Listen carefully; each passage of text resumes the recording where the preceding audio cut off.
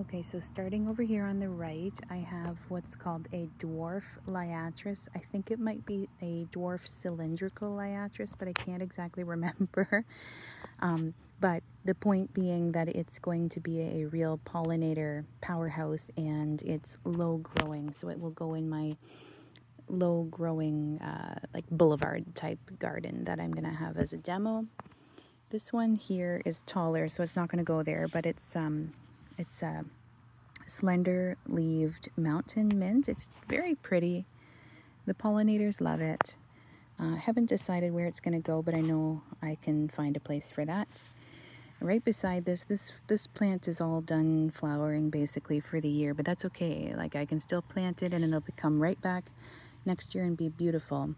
It's called Pale Corydalis. It's really pretty. It grows 1 to 3 feet. And so I haven't decided exactly where it's going to go either, but it potentially could go in the boulevard garden towards the back. And then the next one here is a nice low growing plant as well. I think it gets only 8 inches tall, and it's called long-leaved bluets. I'm sure they'll be quite beautiful when they bloom, so I'll put those in the boulevard garden. The last boulevard garden plant that I have here is some plantain plantain pussy toes. It's a ground cover. The American lady butterfly loves to lay its eggs on this. And it's just really a nice pretty ground cover that I've already got some established there, and I'd like a little bit more to get it covered up some more. Now right here we have prickly ash, so this will become a nice shrub, and it's a host plant. It's a host plant for the swallowtail butterflies. So I'm hoping to attract some more swallowtail butterflies to my property. I see them mainly just flying over my property. I get a lot of other butterflies and a lot of other pollinators, but I don't seem to be attracting the swallowtails, and I think it's probably because I don't have a whole lot of sources for them for host plants. I've started to try and get some more this year, but haven't noticed any larvae on those plants, so I don't think they're laying eggs on them. Anyway, so I want to give them some more options. So there's the prickly ash, and prickly is not just a fun nickname, it really is prickly, so be careful if you get this, but it definitely can work well as a host plant for the swallowtails. This is spice bush, so another host plant for the swallowtails. Spice bush swallowtail, we'll use this. And then beside that, I wanted to get some northern bush honeysuckle. So another shrub. Honeysuckle is a host plant for the hummingbird clearwing moth, and I've been obsessed with clearwing moths this year. They're so cool, and I want to have more reasons for them to visit the garden. So I've got these, and the reason I have these is because we also have these are a few years old, but these are my snowberry shrubs there and there.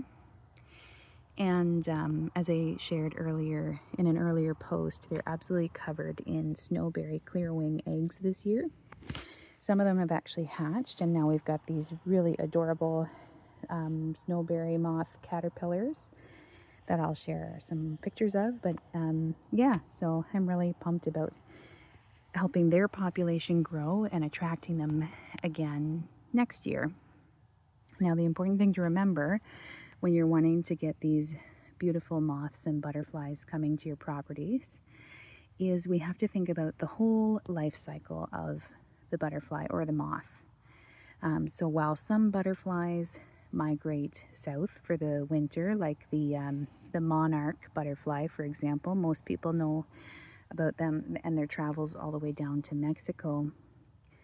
What a lot of people don't realize is a lot of butterflies, they don't migrate, they stay right here. Moths and butterflies, so anything in the Lepidoptera class of species, actually overwinters as they're in their pupal form. So when they go into a chrysalis or a cocoon, then from there they overwinter, and their chrysalis or their cocoon often looks a lot like dead leaves on the ground, and that's where they're they'll be located. So if you really like a tidy lawn and you rake up all your leaves and bag them up and send them away, you're also sending away all those beautiful creatures. So if you can find, you know, a safe place to pile up your leaves, or you know, use them as mulch in your gardens, that's a wonderful idea.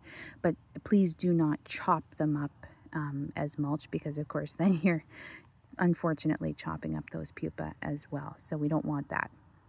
But yeah, think about the whole life cycle. So here we've got the host plants. This is where the butterflies need to lay their eggs, because the caterpillars will only eat certain leaves. And depending on the moth or the butterfly, it's going to be a different plant. So think about, you know, what it is you want to support. And then think about a nectar source for that. So we've got lots of nectar sources here. And then you want to think about that time in between the caterpillar stage and the actual winged adult stage, which is the pupa, where they're going to go through metamorphosis. And they do that usually on the ground in the leaf litter. So let's protect the leaf litter as well. And that's all I have for you today. Have a great day.